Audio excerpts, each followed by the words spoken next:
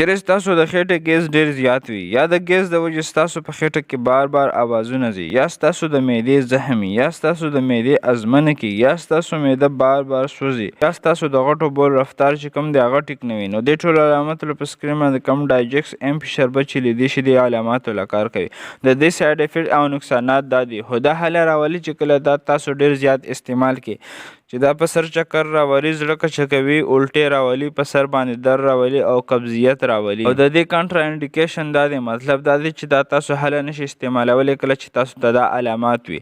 که چیرې ستاسو د ګردو څه مسله وي یا ستاسو د ینې څه مسله وي یا ستاسو د زړه څه مسله وي یا ستاسو بلډ پریشر ډېر های چلیږي اینی ټایم یا زنانه چې حمل لري یا ماشومانو له خپل پی ورکوي، نو دې علاماتو کې تاسو نشي استعمالولی. دغه شان میډیسن انفارمیشن لپاره زموږ سره اوسئ او دا ویډیو در سره مخکې شیر کړئ. شکریه. الله حافظ.